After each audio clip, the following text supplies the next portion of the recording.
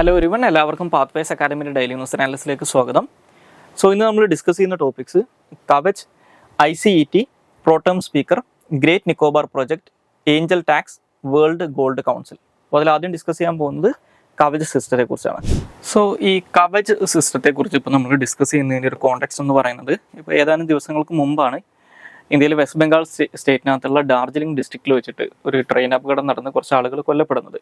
അപ്പോൾ ഇന്ത്യയിൽ ഈ ട്രെയിൻ കൊലീഷൻ എന്ന് പറയുന്നത്, അല്ലെങ്കിൽ ട്രെയിനുകൾ കൂട്ടിമുട്ടുക അല്ലെങ്കിൽ പാളം തെറ്റിച്ചിട്ടുണ്ടാകുന്ന അപകടങ്ങൾ കുറച്ച് കാലങ്ങളായിട്ട് വലിയ ഇതിൽ വർദ്ധിച്ചു വരുന്നതായിട്ടുള്ള കാര്യങ്ങൾ കുറച്ച് കാലങ്ങളായിട്ട് ആളുകൾ പറയുന്നതാണ്. അപ്പോൾ ഈ ഒരു കോണ്ടെക്സ്റ്റിൽ ഈ ട്രെയിൻ കൊലീഷനൊക്കെ മാക്സിമം ഒഴിവാക്കുന്നതിന് വേണ്ടിയിട്ട് റെയിൽവേ ഡെവലപ്പ് ചെയ്തിട്ടുള്ള ഒരു ആൻറ്റി കൊലീഷൻ സിസ്റ്റമാണ് ഈ കവച് എന്ന് പറയുന്നത്. അപ്പോൾ ഇതുമായിട്ട് ബന്ധപ്പെട്ട് ഇന്നത്തെ ഹിന്ദുവിൻ്റെ പേജ് 12 നിങ്ങൾക്ക് ഒരു ആർട്ടിക്കിൾ കാണാൻ പറ്റും. ആ ഒരു കോണ്ടെക്സ്റ്റിലാണ് ഇതിനെക്കുറിച്ച് നമ്മൾ ഡിസ്കസ് ചെയ്യുന്നത്. അപ്പോൾ ഈ കവച് എന്ന് പറയുന്നത് ഞാൻ നേരത്തെ സൂചിപ്പിച്ചതുപോലെ തന്നെ നമ്മുടെ ഇന്ത്യയിൽ ഇൻഡിജീനിയസ് ആയിട്ട് അല്ലെങ്കിൽ തദ്ദേശമായിട്ട് ഡെവലപ്പ് ചെയ്തിട്ടുള്ള ഒരു ഓട്ടോമാറ്റിക് ട്രെയിൻ പ്രൊട്ടക്ഷൻ ആണെന്ന് മനസ്സിലാക്കുക, അല്ലെങ്കിൽ ATP സിസ്റ്റം ആണെന്ന് മനസ്സിലാക്കുക. ഇത് ഡെവലപ്പ് ചെയ്തിട്ടുള്ളത് ഇന്ത്യൻ റെയിൽവേസിൻ്റെ കീഴിലുള്ള research design and standards organisation അല്ലെങ്കിൽ RDSO എന്ന് പറയുന്ന ഒരു പൊതുമേഖലാ സ്ഥാപനവും ഒരു 3ഓളം പ്രൈവറ്റ് കമ്പനീസും കൂടി ചേർന്നിട്ടാണ് ഈ സിസ്റ്റം ഡെവലപ്പ് ചെയ്തിട്ടുള്ളത്. ഓക്കെ, അപ്പോൾ ഇതിനെക്കുറിച്ച് പറയാറുള്ളത് ഇതൊരു state of the art electronic system ആണെന്നാണ് പറയാറുള്ളത്. അപ്പോൾ നമ്മൾ ആഗോളതലത്തിൽ ഇത്തരത്തിലുള്ള സിസ്റ്റംസിൻ്റെ സേഫ്റ്റി മെഷർമെൻറ്റ് നോക്കുന്ന സമയത്ത് അതിനകത്ത് ഏറ്റവും വൺ ഓഫ് ദി ഹയസ്റ്റ് ലെവലായിട്ടുള്ള സേഫ്റ്റി ഇൻറ്റഗ്രിറ്റി ലെവൽ 4 കിട്ടിയിട്ടുള്ള സ്റ്റാൻഡേർഡ്സ് കിട്ടിയിട്ടുള്ള ഒരു state of the art electronic സിസ്റ്റമാണ് ഈ കവച് എന്ന് പറയുന്നത്. ഇനി ഈ കവചിൻ്റെ പർപ്പസ് എന്ന് പറയുന്നത് ഈ റെഡ് സിഗ്നൽസ് അറിയാതെ പാസ് ചെയ്ത് പോകുന്നത് തടയുക, ട്രെയിനുകൾ റെഡ് സിഗ്നൽസ് ക്രോസ് ചെയ്ത് പോകുന്നത് തടയുക, അതുപോലെ തന്നെ കൊലീഷൻസ്, അതായത് ട്രെയിനുകൾ തമ്മിൽ കൂട്ടിമുട്ടുന്നത് ഒഴിവാക്കുക എന്നീ 2 കാര്യങ്ങളാണ് കവചിൻ്റെ പ്രധാനപ്പെട്ട 2 പർപ്പസുകൾ എന്ന് പറയുന്നത്. ഓക്കെ, അപ്പോൾ ഇത് പ്രാക്ടിക്കലി വർക്ക് ചെയ്യുന്നത് എങ്ങനെയാണെന്ന് വെച്ച് കഴിഞ്ഞാൽ ഈ സ്പീഡ് റെസ്ട്രിക്ഷൻസ് ഒക്കെ മറികടന്നുകൊണ്ട് ഒരു ട്രെയിന് വലിയ രീതിയിൽ വലിയ സ്പീഡിൽ പോവുകയോ അതൊരു കൊലീഷനോ അല്ലെങ്കിൽ ഇത്തരത്തിലുള്ള ഒരു റെഡ് സിഗ്നൽ ക്രോസ് ചെയ്യുന്നൊക്കെ ഒരു ത്രെട്ട് വരുന്നൊരു സാഹചര്യത്തിൽ ഈ ലോക്കോ പൈലറ്റ് ഈ ട്രെയിനിൻ്റെ സ്പീഡ് കുറയ്ക്കുകയോ അല്ലെങ്കിൽ ട്രെയിൻ ബ്രേക്ക് ചെയ്യുകയോ ചെയ്തിട്ടില്ലെങ്കിൽ ഈ ഒരു സിസ്റ്റം ഓട്ടോമാറ്റിക്കലി ഈ ട്രെയിനിനെ ബ്രേക്ക് അപ്ലൈ ചെയ്യും. ഓക്കെ, ഇനി ഇത് കൂടാതെ ഈ 2 ട്രെയിനുകൾ തമ്മിൽ കൂട്ടിയിടിക്കുന്നത് ഒഴിവാക്കുന്നതിന് വേണ്ടിയിട്ടുള്ള കാര്യങ്ങളും നേരത്തെ പറഞ്ഞതുപോലെ ഈ കവച് സിസ്റ്റത്തിനകത്ത് ഇൻക്ലൂഡഡ് ആണെന്ന് മനസ്സിലാക്കുക. ഇനി അതുപോലെ തന്നെ എമർജൻസി സിറ്റുവേഷൻസിൽ ഇത് SOS മെസ്സേജുകൾ പുറപ്പെടുവിക്കാൻ കേപ്പബിൾ ആയിട്ടുള്ള ഒരു സിസ്റ്റം കൂടിയാണ് കവച് എന്ന് പറയുന്നത്. ഇനി അതുകൂടാതെ നമ്മുടെ ഇന്ത്യയിൽ ഒരു സെൻട്രലൈസ്ഡ് ആയിട്ടുള്ള ലൈവ് മോണിറ്ററിങ് ഓഫ് ട്രെയിൻസ് ഉണ്ട്. ഓക്കെ, ട്രെയിൻ മൂവ്മെൻറ്റ്സിൻ്റെ സെൻട്രലൈസ്ഡ് ആയിട്ടുള്ള ലൈവ് മൂവ്മെൻറ്റിന് വേണ്ടിയിട്ടുള്ള ചില ഫീച്ചേഴ്സും ഈ കവച് സിസ്റ്റത്തിൻ്റെ ഭാഗമായിട്ടുണ്ടെന്നാണ് പറയപ്പെടുന്നത്. ഇനി നമുക്ക് അടുത്തതായിട്ട് ഡിസ്കസ് ചെയ്യാനുള്ള ടോപ്പിക്ക് ICET കുറിച്ചാണ്, അല്ലെങ്കിൽ initiative for critical and emerging technology എന്ന് പറയുന്ന ഇന്ത്യയും US തമ്മിലുള്ള ഒരു കൊളാബറേറ്റീവ് ഇനീഷ്യേറ്റീവിനെ കുറിച്ചാണ്. അപ്പോൾ ഇതിനെക്കുറിച്ചും ഇന്നത്തെ ഹിന്ദുവിൻ്റെ പേജ് 12 ഒരു വാർത്തയുണ്ട്. ആക്ച്വലി ഇന്നലെയും ഈ സെയിം വാർത്ത നിങ്ങൾക്ക് ഹിന്ദുവിൽ കാണാൻ പറ്റും. അപ്പോൾ ഈ ICET എന്ന് പറയുന്നത് ഇന്ത്യയും US തമ്മിൽ, ഇപ്പോൾ ആ പേര് സൂചിപ്പിക്കുന്നത് പോലെ തന്നെ ക്രിട്ടിക്കൽ ആൻഡ് എമേർജിംഗ് ടെക്നോളജീസിനകത്ത് പരസ്പരം കൊളാബറേറ്റ് ചെയ്യുന്നതിന് വേണ്ടിയിട്ട് 2 രാജ്യങ്ങളും കൂടി ചേർന്ന് സ്റ്റാർട്ട് ചെയ്തിട്ടുള്ള ഒരു ഫ്രെയിം വർക്ക് ഇനീഷ്യേറ്റീവാണ്, അല്ലെങ്കിൽ ഒരു കൊളാബറേറ്റീവ് ഫ്രെയിം വർക്കാണ് ഈ ICET അല്ലെങ്കിൽ initiative for critical and emerging technology എന്ന് പറയുന്നത്. ഇത് 2022 മെയ് മാസത്തിൽ ക്വാഡിൻ്റെ സമ്മിറ്റ് നടക്കുന്ന സമയത്ത് അന്ന് US പ്രസിഡന്റ് ആയിരുന്ന ജോ ബൈഡനും ഇന്ത്യൻ പ്രൈം മിനിസ്റ്റർ ആയിട്ടുള്ള നരേന്ദ്രമോദിയും കൂടി ചേർന്നിട്ടാണ് ഇത് ലോഞ്ച് ചെയ്തിട്ടുള്ളത്. ഇതിൻ്റെ ഫസ്റ്റ് സമ്മിറ്റ് നടക്കുന്നത് 2023 അപ്പോൾ അതിനുശേഷം ഇതിൻ്റെ റെഗുലർ സമ്മിറ്റുകൾ നടക്കാറുണ്ട്. ഇത് ബേസിക്കലി നാഷണൽ സെക്യൂരിറ്റി അഡ്വൈസർ ലെവലിലാണ് ഈ സമ്മിറ്റുകൾ നടക്കാറുള്ളത്. അപ്പോൾ അതുകൊണ്ട് തന്നെ നമ്മുടെ ഇന്ത്യയുടെ നാഷണൽ സെക്യൂരിറ്റി അഡ്വൈസറും US-ൻ്റെ നാഷണൽ സെക്യൂരിറ്റി അഡ്വൈസറും ലീഡ് ചെയ്യുന്ന ടീംസാണ് 2 രാജ്യങ്ങളിൽ നിന്നും ഈ ഒരു ICET സമ്മിറ്റിൻ്റെ ഭാഗമായിട്ട് മീറ്റ് ചെയ്യാറുള്ളത്. അപ്പോൾ ഇന്ത്യയുടെ സൈഡിൽ നമ്മുടെ ഇന്ത്യയുടെ നാഷണൽ സെക്യൂരിറ്റി കൗൺസിൽ സെക്രട്ടേറിയറ്റ് ആണ് ഇതിനെ റെപ്രസെൻറ്റ് ചെയ്യുന്നത്. US-ൻ്റെ സൈഡിലാണെങ്കിൽ നാഷണൽ സെക്യൂരിറ്റി കൗൺസിലാണ് ഇതിനെ റെപ്രസെൻറ്റ് ചെയ്യുന്നത്. അതിനെ ലീഡ് ചെയ്യുന്നത് ഞാൻ നേരത്തെ പറഞ്ഞ 2 രാജ്യങ്ങളിലെ നാഷണൽ സെക്യൂരിറ്റി അഡ്വൈസേഴ്സാണ്. ഇനി ഈ ICET അല്ലെങ്കിൽ initiative for critical and emerging ടെക്നോളജീസിനകത്ത് അവർ ഈ പറയുന്ന ക്രിട്ടിക്കൽ ആൻഡ് എമേർജിംഗ് ടെക്നോളജീസിനകത്ത് ഒരു 6 ഫോക്കസ് ഏരിയാസ് ഈ പറയുന്ന കോ ഡെവലപ്മെൻറ്റിനും കോ പ്രൊഡക്ഷനും വേണ്ടിയിട്ട് ഐഡൻറ്റിഫൈ ചെയ്യുന്നുണ്ട്. ഓക്കെ, അപ്പോൾ ഏതൊക്കെയാണ് ആ 6 പ്രയോറിറ്റി ഏരിയാസ് അല്ലെങ്കിൽ ഫോക്കസ് ഏരിയാസ് എന്ന് വെച്ച് കഴിഞ്ഞാൽ, ഒന്ന് ഇന്നൊവേഷൻ എക്കോ സിസ്റ്റത്തിനെ സ്ട്രെങ്തൻ ചെയ്യുക അല്ലെങ്കിൽ അതിനെ ശക്തിപ്പെടുത്തുക എന്നുള്ളതാണ്. രണ്ടാമതായിട്ടുള്ളത് ഡിഫൻസ് ഇന്നൊവേഷൻ, അതായത് പ്രതിരോധ മേഖലയിലുള്ള ഇന്നൊവേഷനും ടെക്നോളജി കോപ്പറേഷനും. മൂന്നാമത്തത് ഒരു റെസിലിയൻ്റ് ആയിട്ടുള്ള semi conductor supply chain establish ചെയ്യുക. നാലാമതായിട്ട് സ്പേസ്. അഞ്ചാമത്തത് സ്റ്റെം, അതായത് science, technology, engineering, maths, talent. ഇനി ഏറ്റവും അവസാനം നെക്സ്റ്റ് ജനറേഷൻ ടെലികമ്മ്യൂണിക്കേഷൻ ടെക്നോളജീസ്, അല്ലെങ്കിൽ നെക്സ്റ്റ് ജനറേഷൻ ടെലികോം എന്ന് പറയുന്നത്. ഈ 6 മേഖലകളിലാണ് ഇപ്പോൾ നിലവിൽ ഈ ICET അവരുടെ പ്രയോറിറ്റി അല്ലെങ്കിൽ ഫോക്കസ് ഏരിയാസ് ആയിട്ട് ഐഡൻറ്റിഫൈ ചെയ്തിട്ടുള്ളത്. ഇനി നമുക്ക് അടുത്തതായിട്ട് ഡിസ്കസ് ചെയ്യാനുള്ള ടോപ്പിക്ക് പ്രോടേം സ്പീക്കറെ കുറിച്ചാണ്. അപ്പോൾ ഈ പ്രോടേം സ്പീക്കറെ കുറിച്ച് ഇപ്പോൾ നമ്മൾ ഡിസ്കസ് ചെയ്യാനുള്ള ഒരു കാരണം, ഇപ്പോൾ നമ്മുടെ പുതിയ ലോക്സഭയുടെ സമ്മേളനങ്ങൾ തുടങ്ങാൻ പോവുകയാണ്. അപ്പോൾ ഇതുമായിട്ട് ബന്ധപ്പെട്ട് പ്രോടേം സ്പീക്കറെ കുറിച്ചിട്ടുള്ളൊരു ചെറിയൊരു ആർട്ടിക്കിൾ ഇന്നത്തെ ഇന്ത്യൻ എക്സ്പ്രസിൻ്റെ പേജ് 14 വന്നിട്ടുണ്ട്. അതായത് എന്താണ് പ്രോടേം സ്പീക്കർ എന്ന് പറഞ്ഞിട്ട്. അപ്പോൾ ആ ഒരു കോണ്ടെക്സ്റ്റിലാണ് നമ്മൾ പ്രോടേം സ്പീക്കറെ കുറിച്ച് ഡിസ്കസ് ചെയ്യുന്നത്. ഇത് ബേസിക്കലി നിങ്ങൾ പൊളിറ്റിക്കകത്തൊരു സ്റ്റാറ്റിക് ടോപ്പിക്കായിട്ട് പ്രിസൈഡിംഗ് ഓഫീസേഴ്സ് ഓഫ് പാർലമെന്റിനെ കുറിച്ച് പഠിക്കുന്ന സമയത്ത് പഠിക്കുന്ന ഒരു ടോപ്പിക്കാണ്. പക്ഷേ എന്നിരുന്നാലും ജസ്റ്റ് ഒന്ന് അറിഞ്ഞിരിക്കുക.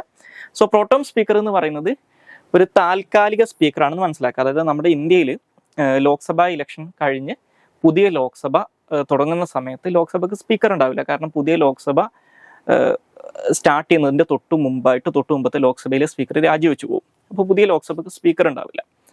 അപ്പോൾ പുതിയ ലോക്സഭയ്ക്ക് സ്പീക്കർ ഇല്ലാത്തത് കാരണം തൽക്കാലത്തേക്ക് ഈ സഭയിലെ കാര്യങ്ങൾ നിയന്ത്രിക്കാൻ ഒരാളെ ആവശ്യമാണ്. ഇപ്പം നമ്മുടെ ഇന്ത്യയിൽ നിലവിലുള്ള കോൺസ്റ്റിറ്റ്യൂഷൻ അനുസരിച്ച് ലോക്സഭാ സ്പീക്കറെ പ്രസിഡന്റ് തീരുമാനിക്കുന്ന ഒരു ദിവസം ലോക്സഭയിലെ അംഗങ്ങൾ അവർക്കിടയിൽ നിന്നുള്ള ഒരാളെയാണ് സ്പീക്കറായിട്ട് തിരഞ്ഞെടുക്കുന്നത്. അപ്പോൾ ഈ തെരഞ്ഞെടുപ്പ് ഓവർസീ ചെയ്യാനൊക്കെ ഒരാൾ വേണം. ഇനി അത് മാത്രമല്ല, ഇന്ത്യൻ കോൺസ്റ്റിറ്റ്യൂഷൻ അനുസരിച്ച് ലോക്സഭയിലെ അംഗങ്ങൾക്ക് അവരുടെ ഓത്ത് അല്ലെങ്കിൽ അവരുടെ സത്യപ്രതിജ്ഞ ചൊല്ലിക്കൊടുക്കുന്നത് ഒന്നുകിൽ ഇന്ത്യൻ പ്രസിഡന്റോ അല്ലെങ്കിൽ ഇന്ത്യൻ പ്രസിഡന്റ് ഡെസിഗ്നേറ്റ് ചെയ്തിട്ടുള്ള ഒരാളോ ആണ്. അപ്പോൾ നമ്മുടെ ലോക്സഭയിൽ 543 മെമ്പേഴ്സ് ഉണ്ട്. ഇവർക്ക് എല്ലാവർക്കും ഇന്ത്യൻ പ്രസിഡന്റ് സത്യപ്രതിജ്ഞ ചൊല്ലിക്കൊടുക്കുക എന്ന് പറയുന്നത് പ്രാക്ടിക്കലി പോസിബിൾ അല്ല.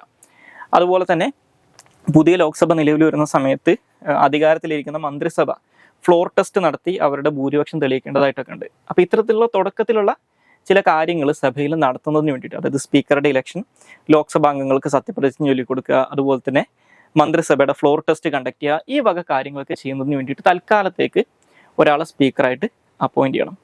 അപ്പോൾ അതിനു വേണ്ടിയിട്ട് ഇന്ത്യൻ കോൺസ്റ്റിറ്റ്യൂഷനകത്ത് ശരിക്കും ഈ പ്രോടേം സ്പീക്കർ എന്ന് പറയുന്ന ഒരു കാര്യത്തെക്കുറിച്ച് പറയുന്നില്ല. അപ്പോൾ ഇതൊരു പാർലമെന്ററി കൺവെൻഷൻ അനുസരിച്ച് അല്ലെങ്കിൽ ഒരു പാർലമെന്ററി നടപ്പ് രീതി അനുസരിച്ച് വന്നിട്ടുള്ളൊരു സംഗതിയാണ്.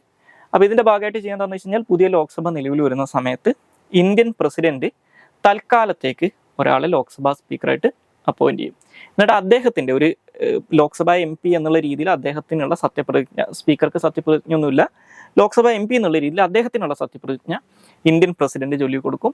എന്നിട്ട് അദ്ദേഹത്തിന് ബാക്കിയുള്ള MP-മാർക്ക് സത്യപ്രതിജ്ഞ ചൊല്ലിക്കൊടുക്കാനുള്ള അധികാരം അദ്ദേഹത്തിന് കൊടുക്കും. അപ്പോൾ ഈ പ്രോടേം സ്പീക്കർ ഇങ്ങനെ പ്രസിഡന്റ് അപ്പോയിന്റ് ചെയ്തതിനു ശേഷം അദ്ദേഹം മറ്റുള്ള അംഗങ്ങൾക്ക് അവരുടെ സത്യപ്രതിജ്ഞ ചൊല്ലിക്കൊടുക്കും. രണ്ടാമതായിട്ട് പ്രസിഡന്റ് തീരുമാനിക്കുന്ന ഒരു ദിവസം ലോക്സഭാ സ്പീക്കറുടെ ഇലക്ഷൻ നടത്തും. അതുപോലെ തന്നെ നോർമലി ഈ പുതുതായിട്ട് അധികാരത്തിൽ വന്നിട്ടുള്ള മന്ത്രിസഭയുടെ ഫ്ലോർ ടെസ്റ്റ് കണ്ടക്ട് ചെയ്യുകയും ചെയ്യും. ഈ പുതിയ ലോക്സഭാ സ്പീക്കറെ ഇലക്ട് ചെയ്യുന്നതോടുകൂടി പ്രോടേം സ്പീക്കറുടെ ജോലി കഴിഞ്ഞു. അതോടുകൂടി അദ്ദേഹം ഒരു സാധാരണ മെമ്പറായിട്ട് മാറും. അപ്പോൾ ഇതൊരു പാർലമെന്ററി കൺവെൻഷൻ അനുസരിച്ച് വന്നിട്ടുള്ള ഒരു ഓഫീസാണെന്ന് മനസ്സിലാക്കുക. ഇനി പ്രോടേം സ്പീക്കറായിട്ട് ആരെ അപ്പോയിന്റ് ചെയ്യണം എന്നുള്ള കാര്യത്തിൽ നിലവിൽ കൃത്യമായിട്ട്, ഇപ്പോൾ ഞാൻ നേരത്തെ പറഞ്ഞ പോലെ കോൺസ്റ്റിറ്റ്യൂഷനകത്തോ നിയമങ്ങളിലോ പാർലമെന്ററി പ്രൊസീഡിങ്സിനകത്തൊന്നും ഒന്നും പറഞ്ഞിട്ടില്ല. പക്ഷേ ഒരു പാർലമെന്ററി കൺവെൻഷൻ എന്നുള്ള രീതിയിൽ ആ ലോക്സഭയിലെ സീനിയർ മോസ്റ്റ് മെമ്പർ ആരാണോ അയാളാണ് നോർമലി പ്രോടേം സ്പീക്കറായിട്ട് അപ്പോയിന്റ് ചെയ്യപ്പെടുക. അപ്പോൾ ഇവിടെ സീനിയർ മോസ്റ്റ് എന്നുള്ളതുകൊണ്ട് ഉദ്ദേശിക്കുന്നത് ഏറ്റവും കൂടുതൽ പ്രായം ചെന്ന മെമ്പർ എന്നല്ല, ഏറ്റവും കൂടുതൽ പാർലമെന്ററി പരിചയമുള്ള മെമ്പർ ആരാണോ അവരാണ് പ്രോടേം സ്പീക്കറായിട്ട് അപ്പോയിന്റ് ചെയ്യപ്പെടുക. പക്ഷെ അത് നിർബന്ധമൊന്നുമില്ല, അതൊരു കൺവെൻഷൻ ആണെന്ന് മനസ്സിലാക്കുക. ഇനി നേരത്തെ സൂചിപ്പിച്ചതുപോലെ തന്നെ പ്രോടേം സ്പീക്കറുടെ ജോലി എന്ന് പറയുന്നത് മറ്റുള്ള മെമ്പേഴ്സിന് ഓത്ത് പ്രിസ്ക്രൈബ് ചെയ്ത് കൊടുക്കലും, അതുപോലെ തന്നെ പുതിയ സ്പീക്കറുടെ ഇലക്ഷൻ കണ്ടക്ട് ചെയ്യലും, അതുപോലെ തന്നെ ചില സമയങ്ങളിൽ ഫ്ലോർ ടെസ്റ്റ് കണ്ടക്ട് ചെയ്യാനുള്ള സാഹചര്യം ഒരുക്കി കൊടുക്കലൊക്കെയാണെന്ന് അറിഞ്ഞിരിക്കുക.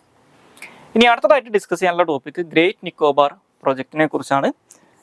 സോ ഈ ഗ്രേറ്റ് നിക്കോബാർ പ്രൊജക്റ്റിനെ കുറിച്ച് ഇന്നത്തെ ഇന്ത്യൻ എക്സ്പ്രസിൻ്റെ പേജ് 14 ഒരു ആർട്ടിക്കിൾ അവർ പബ്ലിഷ് ചെയ്തിട്ടുണ്ട്.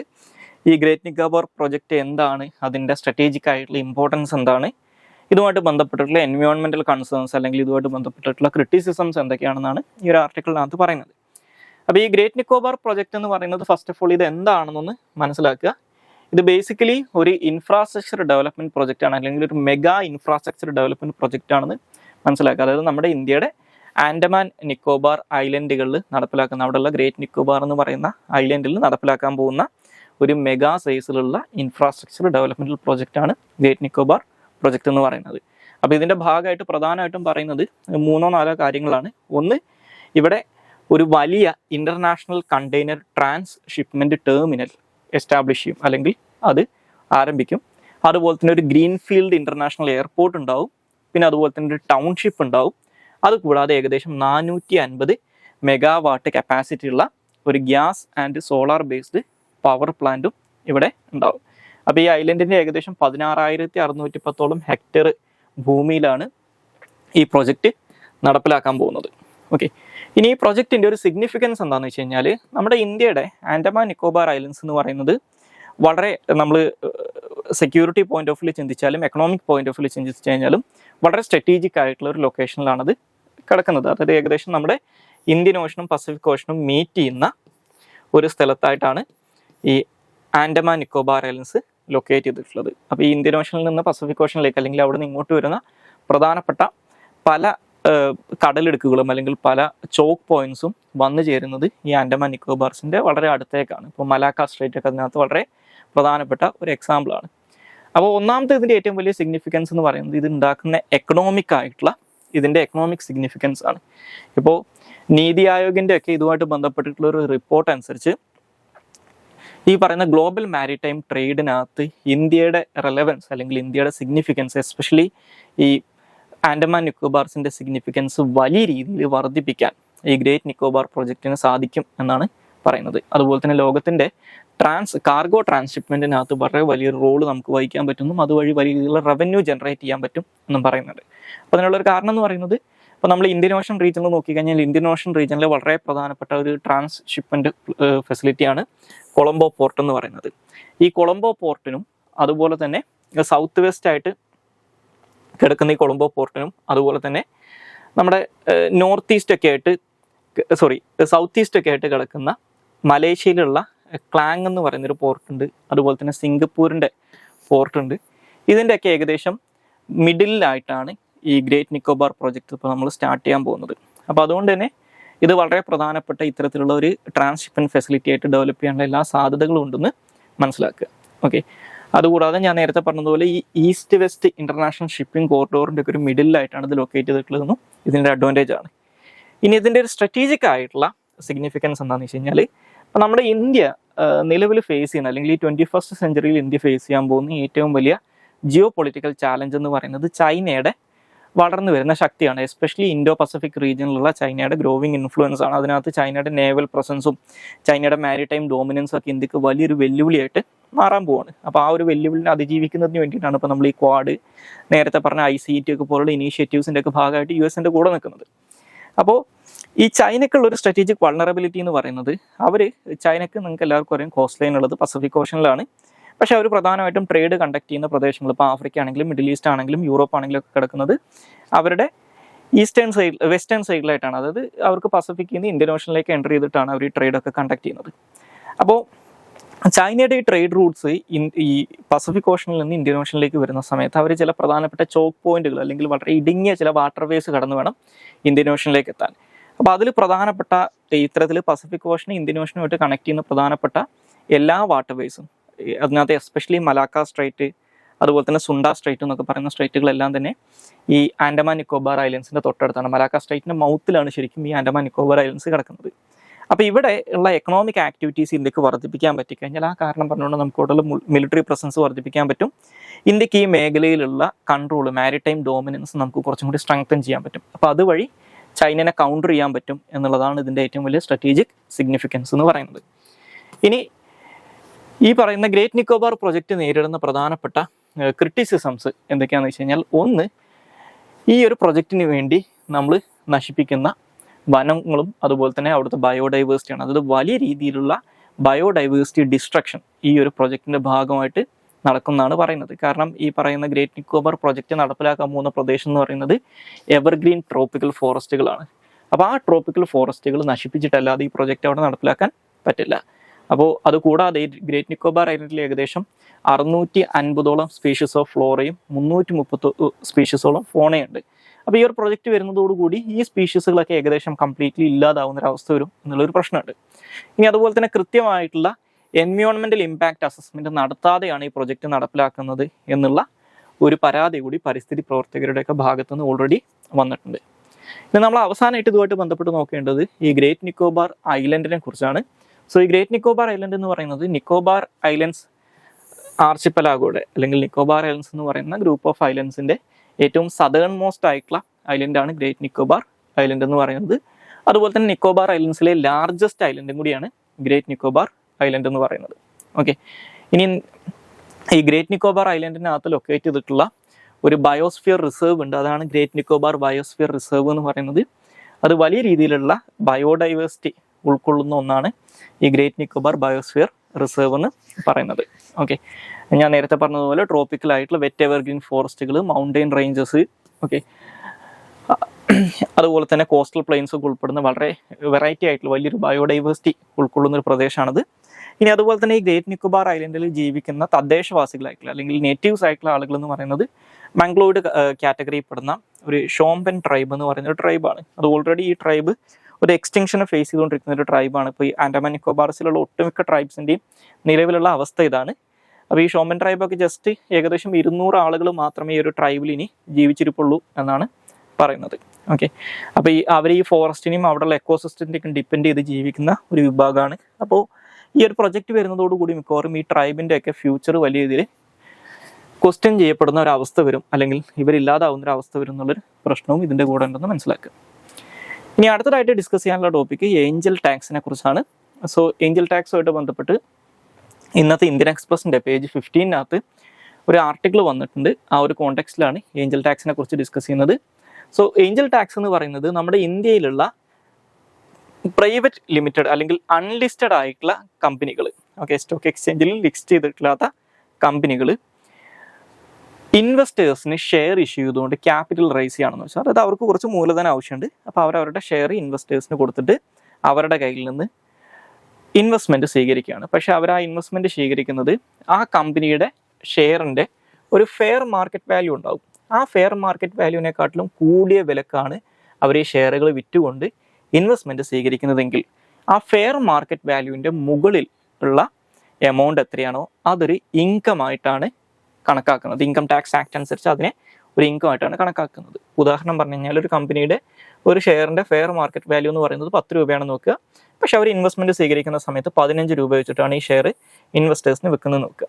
അപ്പോൾ ഈ ഒരു ഡിഫറൻസ്, ഓക്കെ, അതായത് ഈ ഒരു 5 രൂപ എന്ന് പറയുന്നത് ഇവരുടെ ഇൻകം ആയിട്ടാണ് കണക്കാക്കുക. ആ ഇൻകത്തിൻ്റെ മുകളിൽ അവർ കൊടുക്കേണ്ട ടാക്സ് ആണ് ഏഞ്ചൽ ടാക്സ് എന്ന് പറയുന്നത്. അപ്പോൾ ഇത് ഇൻകം ടാക്സ് ആക്ട് അനുസരിച്ച് അടക്കേണ്ട ഒരു ടാക്സ് ആണ്. 2012 ഫിനാൻസ് ആക്ടിലൂടെയാണ് ഈ ഏഞ്ചൽ ടാക്സിന് വേണ്ടിയിട്ടുള്ള പ്രൊവിഷൻസ് ഇൻകം ടാക്സ് ആക്ടിനകത്ത് ആഡ് ചെയ്യുന്നത്. ഇനി തുടക്ക കാലഘട്ടത്തിൽ ഈ ഏഞ്ചൽ ടാക്സ് എന്ന് പറയുന്നത് ഇന്ത്യക്കകത്തുള്ള ഇൻവെസ്റ്റേഴ്സിൻ്റെ കയ്യിൽ നിന്ന് സ്വീകരിക്കുന്ന ഇൻവെസ്റ്റ്മെൻറ്റിന് മാത്രമേ ഏഞ്ചൽ ടാക്സ് ബാധകമായിട്ടുണ്ടായിരുന്നുള്ളൂ. പക്ഷേ 2023 ഫിനാൻസ് ആക്ടിലൂടെ നോൺ റെസിഡൻ്റ് ആയിട്ടുള്ള ഇൻവെസ്റ്റേഴ്സിൻ്റെ കയ്യിൽ നിന്ന് സ്വീകരിക്കുന്ന ഇത്തരത്തിലുള്ള ഇൻവെസ്റ്റ്മെൻറ്റുകളുടെ മുകളിലും ഏഞ്ചൽ ടാക്സ് അപ്ലിക്കബിൾ ആണെന്ന് പറഞ്ഞിട്ടുണ്ട്. ഇനി നമുക്ക് അവസാനമായിട്ട് ഡിസ്കസ് ചെയ്യാനുള്ള ടോപ്പിക്ക് വേൾഡ് ഗോൾഡ് കൗൺസിലിനെ കുറിച്ചാണ്. സോ ഈ വേൾഡ് ഗോൾഡ് കൗൺസിലിനെ കുറിച്ച് ഡിസ്കസ് ചെയ്യാനുള്ള കാരണം ഇതുമായിട്ട് ബന്ധപ്പെട്ട് ഇന്നത്തെ ഇന്ത്യൻ എക്സ്പ്രസിൻ്റെ പേജ് 15 ഒരു വാർത്ത വന്നിട്ടുണ്ട്. ആ ഒരു കോണ്ടെക്സ്റ്റിലാണ് ഇതിനെക്കുറിച്ച് ഡിസ്കസ് ചെയ്യുന്നത്. സോ ഈ വേൾഡ് ഗോൾഡ് കൗൺസിൽ എന്ന് പറയുന്നത് ഈ ഗോൾഡ് ഇൻഡസ്ട്രിയുമായിട്ട് ബന്ധപ്പെട്ടുള്ള ഒരു സൊസൈറ്റിയാണ്, അല്ലെങ്കിൽ ഒരു നോൺ പ്രോഫിറ്റ് ഓർഗനൈസേഷൻ ആണെന്ന് മനസ്സിലാക്കുക, അല്ലെങ്കിൽ ഇതൊരു ട്രേഡ് അസോസിയേഷൻ ആണെന്ന് മനസ്സിലാക്കുക. സോ ഈ ഗോൾഡ് ഇൻഡസ്ട്രിയുമായിട്ട് ബന്ധപ്പെട്ടിട്ടുള്ള എല്ലാ മേഖലകളിലും ഈ ഒരു വേൾഡ് ഗോൾഡ് കൗൺസിൽ വർക്ക് ചെയ്യുന്നുണ്ട്. അതായത് ഗോൾഡിൻ്റെ മൈനിങ്, അതുപോലെ തന്നെ ഇൻവെസ്റ്റ്മെൻറ്റ്, ട്രേഡ്, ഇങ്ങനെയുള്ള കാര്യങ്ങളിലൊക്കെ ഇവർ പ്രവർത്തിക്കുന്നുണ്ടെന്ന് മനസ്സിലാക്കുക. ഇനി ഇവരുടെ ഒരു പർപ്പസ് എന്ന് പറയുന്നത്, അല്ലെങ്കിൽ എയിം എന്ന് പറയുന്നത്, ഈ ഗോൾഡ് ട്രേഡിനെ സ്റ്റിമുലേറ്റ് ചെയ്യുക, അതുപോലെ തന്നെ മാർക്കറ്റ് ഡെവലപ്മെൻറ്റിലൂടെ ഗോൾഡിന് ഡിമാൻഡ് സസ്റ്റെയിൻ ചെയ്യുക, അല്ലെങ്കിൽ ഒരു സ്ഥിരമായിട്ടുള്ള ഡിമാൻഡ് ഉണ്ടെന്നുള്ള കാര്യം ഉറപ്പുവരുത്തുക എന്നുള്ളതാണ്. ഇത് 1987 ഈ ഒരു സംഘടന രൂപീകരിക്കുന്നത്. ഇനി ഇതിനകത്തുള്ള മെമ്പർ കമ്പനീസ് എന്ന് പറയുന്നത്, അല്ലെങ്കിൽ മെമ്പേഴ്സ് എന്ന് പറയുന്നത് പ്രധാനമായിട്ടും ലോകത്തിലെ പ്രധാനപ്പെട്ട ഗോൾഡ് മൈനിങ് കമ്പനീസ് ആണ്. അപ്പോൾ ഇതൊരു ഇന്റർ ഗവൺമെന്റൽ ഓർഗനൈസേഷൻ ഒന്നും അല്ല എന്ന് മനസ്സിലാക്കുക. ഇനി ഇവരുടെ ആസ്ഥാനം ലൊക്കേറ്റ് ചെയ്തിട്ടുള്ള, അല്ലെങ്കിൽ ഇവരുടെ ഹെഡ് ക്വാർട്ടേഴ്സ് എന്ന് പറയുന്നത് ബ്രിട്ടനിലെ ലണ്ടനിലാണ്. ഇനി അതുകൂടാതെ ഇന്ത്യ, ചൈന, സിംഗപ്പൂർ, USA എന്നീ രാജ്യങ്ങളിലൊക്കെ ഇവർക്ക് ഓപ്പറേഷൻസ് ഉണ്ടെന്ന് മനസ്സിലാക്കുക. എസ്പെഷ്യലി അവർ ഫോക്കസ് ചെയ്യുന്ന പ്രധാനപ്പെട്ട 2 മാർക്കറ്റുകൾ എന്ന് പറയുന്നത് ഇന്ത്യയും ചൈനയുമാണ്. അപ്പോൾ ലോകത്തിൻ്റെ ആനുവൽ ഗോൾഡ് കൺസംഷൻ്റെ ഏകദേശം 75% ഇവർ കവർ ചെയ്യുന്ന മാർക്കറ്റുകളിലാണ് നടക്കുന്നതെന്നും മനസ്സിലാക്കുക. ഓക്കെ, ഇനി അതുപോലെ തന്നെ ലോകത്തിലെ ആദ്യത്തെ gold exchange traded fund create ചെയ്തിട്ടുള്ളതും ഈ WGC ആണ്. നേരത്തെ സൂചിപ്പിച്ചതുപോലെ അവരുടെ ഹെഡ് ക്വാർട്ടേഴ്സ് ലൊക്കേറ്റ് ചെയ്തിട്ടുള്ളത് UK ലണ്ടനിലാണെന്നും അറിഞ്ഞിരിക്കുക. സോ ഇത്രയും കാര്യങ്ങളാണ് ഇന്നത്തെ ഡെയിലി ന്യൂസ് അനാലിസിനകത്ത് ഡിസ്കസ് ചെയ്യാനുള്ളത്. Thank you all.